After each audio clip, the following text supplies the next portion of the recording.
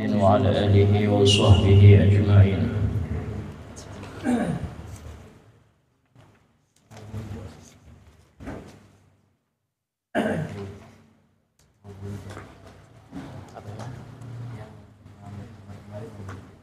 Oh tidak ya? Oh iya. Udah bab baru aja. Bab baru udah. Allahumma sholli wa sallim wa barik alaihi wa ala alihi. Yub'atsu min tihamah baina yadayil qiyamah. Yub'atsu, nabi ini diutus min tihamah, dari negeri yang di situ ada perbukitan Tihamah. Tihamah ini nama perbukitan dekat Mekah. Baina yadayil qiyamah, di dekat waktu hari kiamat. Sehingga Nabi pernah bersabda, ana wassa'ah kahatain, aku dan kiamat ini dekat. Fi dhahrihi alamah, di punggung beliau terdapat tanda, namanya tabaun alamatun nubuwah.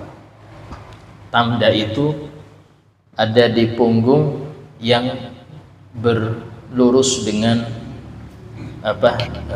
jantung, ya. Dan ini bentuknya disebutkan dalam kitab seperti ka baydatil hamam, seperti telurnya merpati besarnya di sebelah. Bahkan di antara sesuatu yang menjadikan Sayyidina Salman Al-Farisi waktu beliau itu mau tahu, Sayyidina Abdullah bin Salam, ya. Abdullah bin Salam ini pendeta Yahudi. Ketika dia mengetahui bahwasanya ada seorang ngaku nabi, maka beliau cari tandanya. Di antaranya adalah yang pertama, yaitu di dalam kitab Taurat, ciri nabi ini tidak nerima sodakoh tapi nerima hidayah, hadiah. Nggak nerima sodakoh tapi nerima hadiah. Pernah beliau itu ngasih kepada Nabi sodakoh, Nabi nggak nerima, dikasih ke sahabat-sahabatnya. Ketika besoknya dikasih hadiah, Nabi ngambil sedikit dan memakannya, sisanya dikasihkan sahabat. Dari sini adab, ya, ada adab. Kalau kita ini memberi orang mulia, ya, ustadz, guru, habib, jangan bilang sedekah, bilang hadiah. Kalau sedekah, ya kadang-kadang mereka ambil untuk menjaga hati kita biar gak sakit kalau ditolak, kan? Cuman gak mereka makan, mereka kasihkan ke orang lain. Jadi kalau Anda bilang hadiah, mereka gunakan itu. Karena sodakoh itu dari atasan ke bawahan, ya. Dan itulah Nabi itu nggak mau sodakoh. Sama, bendanya sama, cuman ucapan aja yang bikin beda. Ucapnya beda. Kalau hadiah Nabi ambil, kalau hadiah Nabi ambil, kalau sodakoh Nabi nggak ngambil. Kemudian yang kedua, yaitu ada tanda di belakangnya. Ada tanda Nabi di belakangnya. Waktu itu sempat tersingkap daripada punggung Nabi dan kelihatan itu tanda. Kata Sayyidina Abdullah SAW di hatinya, ini kurang 3 ini. Langsung Nabi noleh, masih kurang, dua tanda masih kurang. Kaget, ya sudah, asyhadu wa annaka Muhammad Rasulullah, masuk Islam. Ya, Nabi sudah mengerti hal tersebut. Itulah Nabi pernah bersabda, lau aslama asyrah minal yahud la aslama al-yahudu kulluhum. Umpama 10 dedengkot Yahudi masuk Islam semua, maka seluruh Yahudi sampai hari kiamat masuk Islam. Masalahnya yang Islam cuma 1, itu Abdullah bin Salam. Yang lainnya nggak ada yang Islam, ya, nggak ada yang Islam. Karena itulah dari Yahudi yang masuk Islam cuma 10%. 10% aja dari Yahudi yang masuk Islam sampai akhir zaman. Dan mereka itu bukan nggak percaya dengan Nabi Muhammad, percaya. Tapi karena Nabi nggak termasuk kelompok mereka, nggak mau.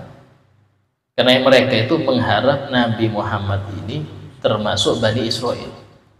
tapi Allah munculkan Nabi akhir zaman dari dzurriyyat Nabi Ismail. Dari situlah mereka hasud, akhirnya nggak mau beriman. Di sini kata ulama ketika membahas masalah sejarah Nabi ini mengatakan hati-hati dengan fanatisme. Fanatik itu bikin orang nggak mau yang benar. Kenapa? Karena bukan dari kelompoknya. Coba dari kelompoknya, walaupun salah dia bela. Fanatik. Fanatik bisa di organisasi, bisa juga di suku, ya, bisa juga di majelis. Sedang majelis fanatik. Oh, majelis ana yang paling abdul, yang lain nomor sekian.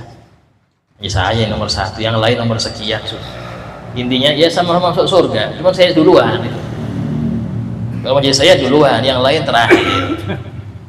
Ya seperti ini karena fanatik. Dan ada fanatik guru. Kalau nggak guru ini nggak mau belajar.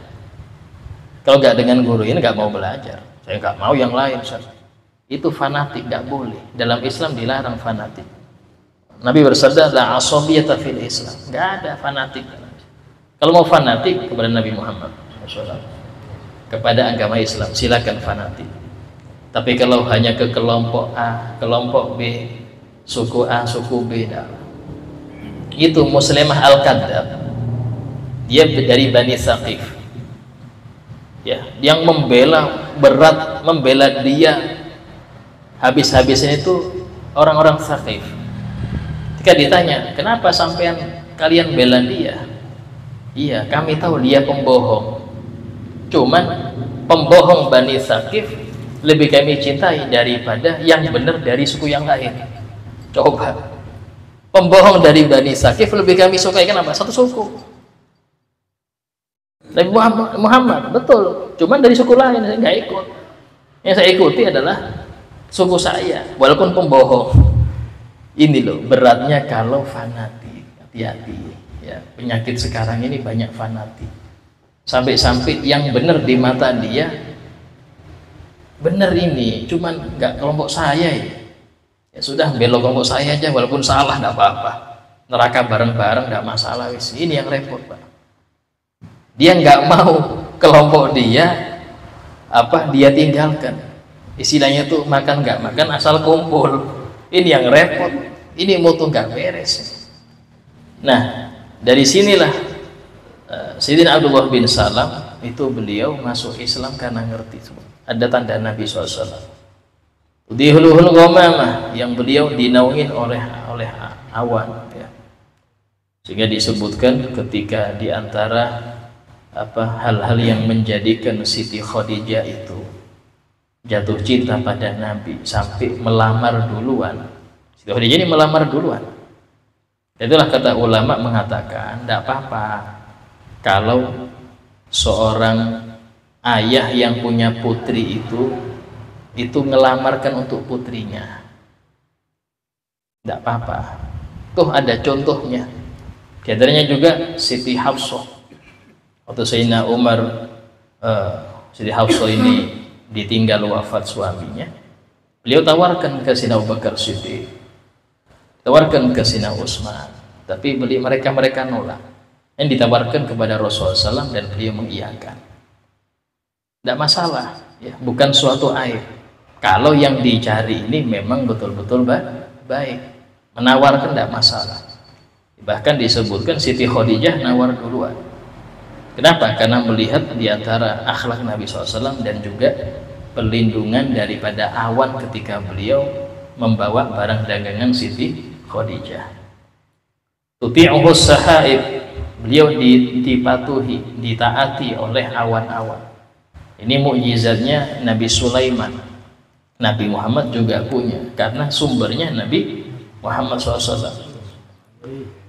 Fajriyul jabin, dahi Nabi itu layaknya fajar, artinya terang. Dahi Nabi itu lebar, tanda pemikir, ya. Dan tanda dahi lebar itu dermawan. Biasanya orang kalau dahinya sempit, antara ini dengan ini dekat, itu kebalikannya. Ini ilmu ini ada ya. Nah, tidak tahu nama ilmunya apa, yang nggak tahu. Cuman itu hanya firasat, masuk firasat, tapi benar gitu loh. Nah, dan Nabi itu lebar. Kemudian layliyuz zawaib. Zawaib ini rambut yang di sebelah sini itu sangat hitam sampai seperti malam. Layliyud yaitu seperti malam, az-zawaib rambut panjang beliau. Zawaib sebutkan Nabi itu rambutnya bainal jummati wal wafrah, antara jumah ini sampai sini, wal wafrah atau sampai telinga, ya, bainal jummati wal wafrah. Hasan sya'ruhu, rambutnya bagus, artinya terawat. Ya, sini silakan manjang rambut tapi dirawat, ya, disampo, disisir. Nabi itu nggak pernah lepas dari sisir. Ini sudah mau ngikutin sunnah awut-awutan. Ini bukan sunnah lagi, sudah nggak sunnah, nggak model gini. Kemudian alifiyul anfi, ya. Hidung Nabi itu seperti huruf alif, artinya sini Nabi itu agak menonjol, ya, sini itu ini agak menonjol,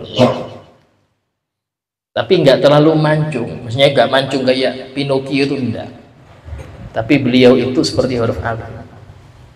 Mimiyul fami, mulut beliau itu seperti huruf mim, bulatnya huruf mim, nggak terlalu lebar, ya. Kemudian nuniyul hajib, alis beliau seperti huruf nun yang terbalik, ya. Disebutkan di sini ada guratan merah, ada urat-urat merah di antara dua alisnya, yang kalau Nabi marah kelihatan itu uratnya, ya. Sam'uhu yasma'u sodirul qalam, pendengaran Nabi itu bisa sampai mendengar gesekan kolam Allah yang bergerak terus, ya, itu Nabi mendengar. Waktu kapan itu? Ketika Mi'raj. Jadi ketika Mi'raj itu di tempat di mana terdengar gesekan kolam, itu Jibril mundur. Kata Jibril, ini sudah batas saya sampai sini, kalau aku maju aku terbakar. Sehingga Nabi pernah ngomong kepada Jibril, ayatul habib habibah, apakah sang kekasih meninggal kekasihnya? Itu sampai sepanjang ini Jibril kok gak nemenin. Kata beliau, kalau aku maju sejengkal aku terbakar. Nah itu kata ulama, yaitu di tempat yang terdengar gesekan pena, terdengar gesekan pena. Bahkan termasuk daripada apa namanya, karomatnya para wali-wali umat Nabi Muhammad itu ada yang sampai mendengar gesekan kolam itu, ya. Disebutkan salah satu wali besar di Maroko, ketika tengah-tengah beliau ngajar, beliau mendengar ini pena dosa bergerak lagi, tanda Syekh bin Salim sudah wafat. Syekh bin Salim ini termasuk keramatnya, mulai beliau lahir itu pena dosa nggak bergerak untuk muslimin. Artinya semua muslim yang hidup di masa beliau dapat syafaat beliau. Kenal tidak kenal, ketemu tidak ketemu, syafaatnya seluruh muslim sedunia. Artinya pena dosa nggak gerak. Ini kalau saya cerita yang benci Habib nggak percaya. Bisa dibilang saya heran, kayak model-model Wahabi akhirnya. Saking bencinya sampai nggak percaya keramat. Ini karomah namanya. Jadi pena dosa ketika beliau lahir itu nggak berjalan untuk seluruh muslimin. Pas beliau meninggal baru terdengar gesekan lagi. Sehingga wali Maroko mengatakan, nah di sekarang ini Syekh bin Salim sudah wafat. Buktinya gesekan pena jalan lagi. Beliau itu yang pernah mengatakan, kalau bukan karena adab dengan Nabi, aku akan mengislamkan semua orang dengan nur imanku. Tapi Nabi berdakwah, jadi aku nggak mau. Nabi berdakwah, sehingga aku juga berdakwah juga. Kalau bukan karena adab, tak islamkan semua dengan cahaya imanku. Itu Syekh bin Salim, Masya Allah. Kalau bahas keramat itu, mending di event-event yang tertutup zaman sekarang. Kalau terbuka, Allah, banyak yang akhirnya ingkar ini macam-macam. Nah, cuman tadi apa namanya harus disampaikan ya. Nah, kemudian basaruhu ila sabai tibaqi thaqib, pandangan Nabi Muhammad itu sampai langit yang ketujuh, tembus sampai langit yang ketujuh. Artinya Nabi itu pernah bersabda, lau alimtum ma'alam, kalau kalian tahu apa yang aku tahu, la dhahiktum qalila, pasti akan sedikit ketawanya, sedikit lalainya, wala bakaitum katsira, dan akan banyak nangisnya. Yang beliau itu pernah bersabda gini, aqtabis sama wa haqqa anta'id. Aqtab itu artinya berderik seperti ranjang itu, kalau bebannya besar suara krek krek itu Nabi dengar. Artinya apa? Penuh malaikat di langit itu sampai berderit itu langit. Dan itu ada waktunya nanti jatuh. Ada waktunya nanti jatuh. Kapan? Hari kiamat. Nabi itu ngerti itu. Sehingga deket-deket kiamat itu sudah Nabi tahu. Dan ini sekarang 14 abad setelah Nabi. Ya. Nah, kemudian qadamahu qablahumal ba'ir, kedua kaki beliau itu dicium oleh seekor unta. Fazala mashtaka, sehingga kedua kaki beliau itu ketika dicium unta itu menghilangkan setiap kesusahan daripada unta itu, minal mihan wan nawaib. Jadi unta itu pernah suatu kali ada unta mendekat ke Nabi, kayak ini ngomong untanya, sampai ini nangis, untanya ini nangis ngadu. Maka Nabi mengatakan, man rabbu hadzal jamal, siapa pemilik unta ini? Kalau nggak salah seorang sahabat, aku ya Rasulullah, ittaqillah fi hadzal jamal, takut engkau pada Allah dengan untamu ini. Dia ngadu kepadaku, sering engkau beri beban yang berat dan jarang engkau beri waktu dia untuk istirahat. Ini malu ini sahabat. Ini untanya lapor kepada Nabi Muhammad SAW. Akhirnya beliau mengatakan, ya Rasulullah, aku bebaskan dia karena Allah Ta'ala, aku bebaskan. Ya, sehingga hewan-hewan itu ngerti bahwasanya Nabi ini Nabi rahmat. Cuman manusia dan jin aja yang kurang paham. Semua makhluk itu ngerti. Karena itulah ketika Nabi lahir, semua alam gembira. Semua alam, burung gembira, arsy fahtazal arsyu taraban wasibsyaru. Arsy ini goncang karena gembira dengan lahirnya Nabi. Goncang. Semuanya senang. Hanya manusia dan jin yang nggak paham. Kok bisa Ustaz? Ya karena dua ini ranah ujian. Dua makhluk ini, manusia sendiri itu tempat ujian Allah itu. Kalau yang lain nggak diuji. Langit nggak ada ujian, hewan nggak ada ujian. Yang diuji itu dua ini. Kenapa? Nanti kembalinya kalau nggak neraka surga, masalahnya dua ini. Kita ini resiko juga jadi manusia, Pak.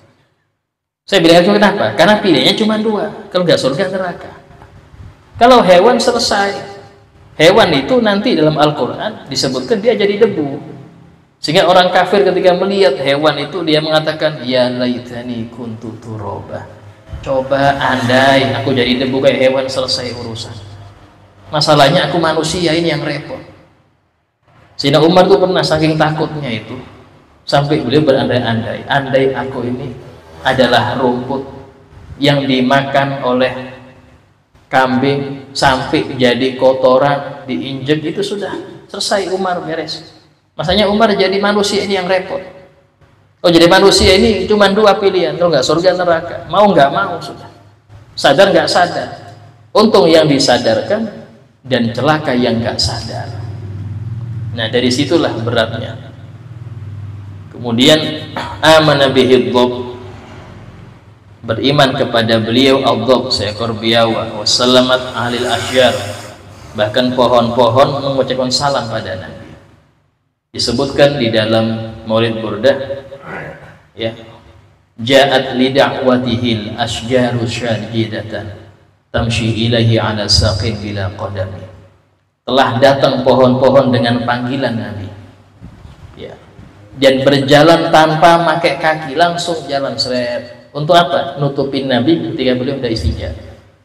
Dalam riwayat Nabi waktu pengen istinja, maka beliau panggil pohon-pohon, ayo baris. Karena untuk nutupin Nabi mau buang air. Nah, di sini bagaimana pohon itu paham. Wa khatabatul ahjar, bahkan batu-batu itu sering mengucapkan salam ke Nabi. Ya. Bahkan Nabi ketika di Madinah mengatakan, aku masih ingat ada sebuah batu di jalan di Mekah. Tiap aku lewat situ dia mengatakan assalamualaikum ya Rasulullah.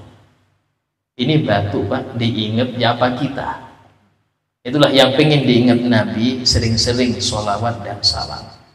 Karena disebut ke dalam hadis, ma min muslimin yusallimu alayya illa raddallahu alayya ruhi liarudda alaihi salam. Tidak ada seorang muslim yang bersalam kepadaku kecuali Allah kembalikan rohku untuk aku jawab salamnya. Aku jawab salam dia. Ini sudah Nabi yang aku jawab salam dia.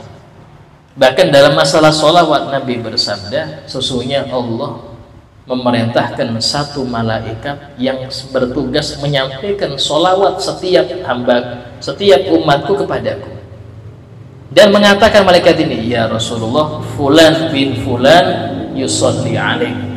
Ya Rasulullah, fulan bin fulan dia sholawat kepada engkau. Satu kali, dua kali dia sampaikan, ya Rasulullah, fulan bin fulan, seayah anda disebutkan. Di sini ulama mengatakan bentuk bakti pada orang tua, perbanyak sholawat Nabi. Karena ayah anda pun disebut di telinga Nabi, bukan cuma anda, ayah anda pun disebut. Hingga cara berbakti itu dengan kita banyak sholat, termasuk bakti pada orang tua. Sallallahu alaihi Muhammad. Nah, kemudian wahana ilaihi jid'u hanina hazinin nadir, dan menangis kepada Nabi al-jid'u. Al-jid'u ini batang pelepah kurma. Jadi Nabi itu waktu beliau untuk khutbah itu pegangannya itu diletakkan batang kurma. Batang kurma ini sudah nggak berbuah lagi, taruh di untuk pegangan Nabi ketika khutbah. Waktu itu ada seseorang dari Syria, dari Persia, kalau nggak salah namanya Bakur. Dia mengatakan, ya Rasulullah, di tempat saya kalau orang mau pidato dikasih mimbar, ya sudah bikinkan. Maka dia bikin mimbar dengan 3 undakan. Setelah bikin itu, Nabi nggak megang lagi dengan pohon tadi itu, ada mimbar. Nah, subhanallah, waktu khutbah Jumat terdengar suara anak kecil nangis. Sebutkan kasakla. Sakla ini seperti ibu yang ditinggal mati bayinya, nangis. Tapi nggak tahu siapa yang nangis. Ketika didengar-dengar, pelepah kurma ini yang nangis. Sampai Nabi turun dipeluk itu. Pas dipeluk diam dia. Sehingga Nabi bersabda, lam ahtadilhu lahanat ila yaumil qiyamah. Kalau aku nggak meluk dia sampai hari kiamat nangis terus.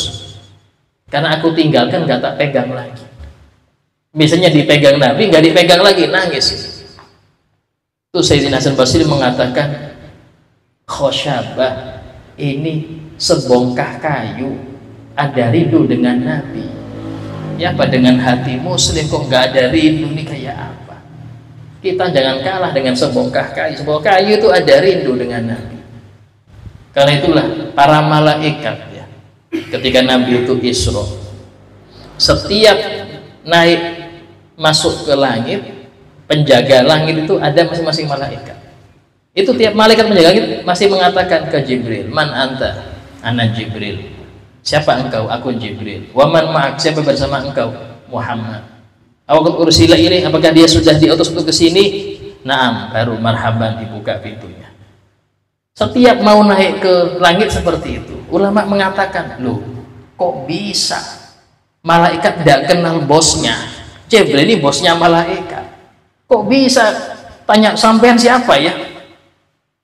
Terus kenapa malaikat kok nggak ngerti Nabi Muhammad? Alasannya cuma satu, pengen lama mandang Nabi. Karena malaikat penjaga nggak bisa turun, dia patokan di sana terus sampai hari kiamat. Mumpung Nabi naik, ya dilama-lamain. Mumpung Nabi naik, siapa anda? Jibril. Oh Jibril. Terus ini siapa ini? Ini oh Nabi Muhammad. Kalau dibilang langsung fadl, nggak ketemu lagi. Ini loh malaikat, saking rindunya itu sampai seperti itu. Terus kita ya Allah, karena itulah apa namanya, harus ada kerinduan itu. Ya, bahkan disebutkan Nabi Musa itu nyuruh Nabi Muhammad untuk balik. Muhammad keberatan 50 sholat, umatku aja nggak kuat padahal besar badan, mau kurus kering lagi, balik lagi sampai 9 kali. Itu kata ulama alasannya biar Nabi Musa nggak ketinggalan. Dia pengen lihat terus, ini loh Nabi yang paling mulia, ini Nabi yang umatnya ini melebihi umatku. Ya, sampai Nabi Musa itu pengen jadi umatnya Nabi Muhammad SAW, karena melihat di Taurat sifat-sifat umat Nabi Muhammad Sallallahu Alaihi Wasallam. Yadahu tadharu barakatuhu fil mata'im wal masyarib. Ya, kedua tangan Nabi itu tampak keberkahannya di dalam makanan dan minuman. Disebutkan suatu kali pernah Nabi itu mengunjungi seorang sahabiah. Hanya beliau tanya, mana tempat engkau nyimpan gandum? Di sini ya Rasul. Nabi masukkan tangannya situ. Kata beliau, setiap engkau ambil gandum, jangan dilihat ya, ambil aja. Oh iya ya Rasul. Itu sampai sebulan, 2 bulan, 3 bulan, 4 bulan, nggak pernah habis. Biasanya diisi lagi, ini kok nggak pernah ngisi. Biasanya seminggu sudah nggak diisi, ini enggak. Sampai setengah tahun. Tapi namanya orang penasaran ya. Orang penasaran diintip. Loh, kayak kemarin juga ininya. Akhirnya belum 5 hari habis. Kenapa? Melanggar Nabi suruh jangan dilihat, ambil aja. Nabi itu pengen menunjukkan bahwasanya mukjizat Nabi itu mengalahkan sesuatu yang biasa. Pengen bagi-bagi mukjizat dengan sahabat. Pada ketika Nabi itu paling seneng pahanya kambing, dirok namanya. Sehingga Nabi itu pernah dimasakkan kambing utuh ya. Bilang ke sahabat yang sampingnya, Nabi dirok, kasih aku paha 1 dimakan. Akhirnya habis, kasih aku, Nabi dirok. Habis itu beliau bilang lagi, kasih aku dirok lagi. Kata sahabat, ya Rasulullah, kambing kan cuma 2 diroknya, pahanya. Kata Nabi, coba engkau nurut, muncul lagi itu. Makanya engkau pakai ilmumu. Ya Rasulullah, di mana-mana ya, pahanya cuma 2. Bes niat aja, nurut aja, akan muncul lagi. Ini bagaimana Nabi itu pengen kita tahu. Siapapun yang ikut Nabi sakti. Jadi syariat itu bikin sakti, Pak. Ada seorang perempuan yang dia ini patuh betul dengan suaminya. Suaminya ini masya Allah bejatnya, naudzubillah. Ya, sebejat. Tapi ini patuh betul. Subhanallah. Waktu dia wafat ini utuh sampai 20 tahun. Waktu anaknya dikubur sampingnya. Ini utuh. Ini sakti ini. Kenapa? Ngikutin aturan Nabi. Anda mau sakti cuma satu hanya, ikutin aturan Nabi. Nabi itu yang penting turuti aja syariat itu, sakti engkau. Nggak usah kita repot-repot nyari kesaktian. Wali-wali sakti kenapa? Karena mereka ngikutin aturan Nabi. Kalau sudah punya aturan Nabi sakti, Pak. Cuman kita sudah nggak ikut aturan Nabi, pengen sakti, akhirnya kena jin, kedukun. Pengen sakti tapi nggak ikut syariat repot, tambah bejat. Ikuti syariat Nabi, sakti Anda.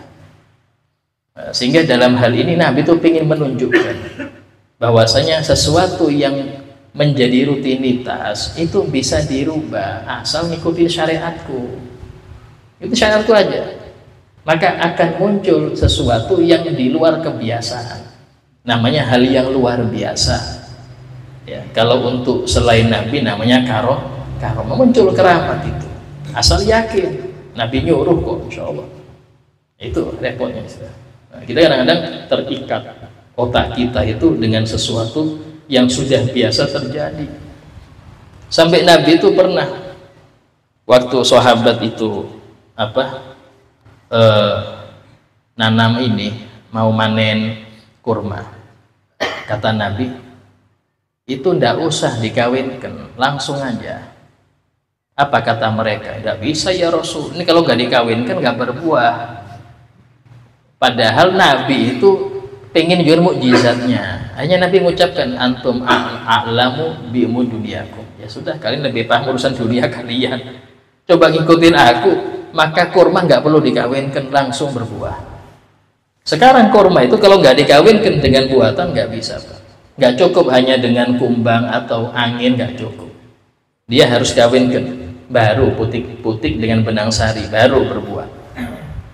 Nabi sudah bilang nggak usah digitukan, nanti berbuah. Sahabat malah komplain, nggak bisa ya semua gini, nggak berbuah. Nabi pengen menunjukkan mukjizatnya. Dan ini terjadi di dalam masyarakat sahabat. Bahkan sahabat itu ketika Nabi wafat pun kalau ada apa-apa minta ke Nabi. Disebutkan di waktu masa paceklik, ya masa paceklik itu Bilal bin Harith di waktu masa Sayyidina Khalifah Umar bin Khattab, dia datang ke kubur Nabi. Lalu Nabi ziarah dan mengatakan, ya Rasulullah, langsung manggil, ya Rasulullah, adrik ummatak, ya Rasulullah perhatikan umatmu, fa innahum qad halaku, mereka hampir binasa karena kelaparan yang berkepanjangan. Kemudian ini sahabat tertidur dan mimpi Nabi Muhammad SAW. Semoga kita diberi mimpi Nabi SAW. Sambil mengatakan, iti Umar, datengin Umar, ya, suruh mengumpulkan orang untuk istisqa. Insyaallah habis gini akan dihujani. Dan bilang ke Umar, al-Qayyis, yang cerdas ya Umar, yang cerdas. Kirim salam ke Umar ya, bilang yang cerdas. Artinya itu ngatur negara itu yang cerdas. Sayyidina Umar begitu, kayaknya Nabi Rasulullah yang nganggur. Jika dibilangkan ke Rasul, ke Sayyidina Umar oleh sahabat Bilal bin Harith, beliau nangis, ya Rasulullah, kau sudah berusaha full ini, tapi tidak apa-apa lah, ini ditegur Nabi, bismillah, sudah berarti diperhatikan. Ini Nabi itu perhatiannya sampai sudah wafat pun perhatian. Ya, kita ada dapat salah seorang yang ahli ru'yah, yang seneng mimpi, ya, yang sering mimpi. Itu yang orang-orang biasa, ini orang biasa. Dia suruh datengin Habib Fulan, kasih kabar gini, sudah datengin Ustadz Fulan, kasih ini. Itu dari Nabi. Itu masih ada, yang begitu masih ada zaman sekarang. Ya, bukan nggak ada. Bahkan disebutkan di antara tanda-tanda akhir zaman itu banyak yang mimpi Nabi. Di antara tanda-tanda akhir zaman itu banyak yang mimpi Nabi.